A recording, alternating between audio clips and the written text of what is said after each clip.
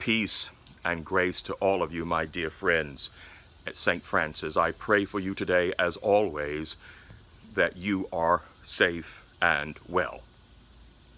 A few days ago, I received a wonderful telephone conversation from a former parishioner of mine in Chicago. She called to give a check-in to see if I was well, and I was happy to know that she was well herself. In the midst of that conversation, she asked me this question. She asked, "Father Williams, does God have emotions?" I began to think about it. I don't think anyone had ever asked me that question before. Does God have emotions?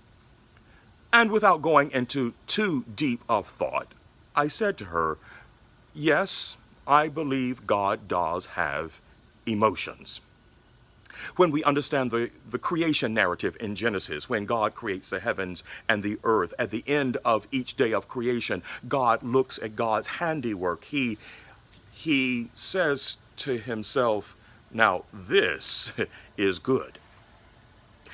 When the children of Israel are in the wilderness and God sees that they have made for themselves a golden calf and golden image, we are clear to understand that God was not happy with them. Understanding that Jesus is God in human flesh, we understand through scriptures that Jesus takes children, he holds them and blesses them. What joy.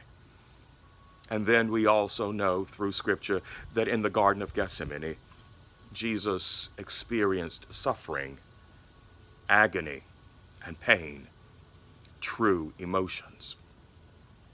Now, what you need to understand is this, that my friend in Chicago, my former parishioner, is one who truly loves God and seeks every day to walk in the way of Jesus. And so what I think she was really asking is, what do I do with my emotions as we all continue to live in the midst of two pandemics, one of COVID-19 and the other of institutionalized racism?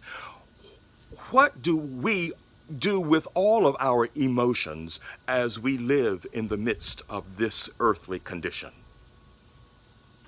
And maybe my best response here and now is this. Can we trust that the very God who created the heavens and the earth, the very God who created the universe, can we trust that that God is big enough to hold all of us and all that we are? The very God whose blessed Son, Jesus Christ, gave himself in pure love, deep love for you and for me, can we trust all that we are, all of our emotions and feelings, to that loving Christ? Yes, no one would argue these are emotional times for all of us these days. Does God have emotions? I suspect God does. Do I have emotions, and do you? Surely we do. Do we trust the love of God with all of it? Here, now, today.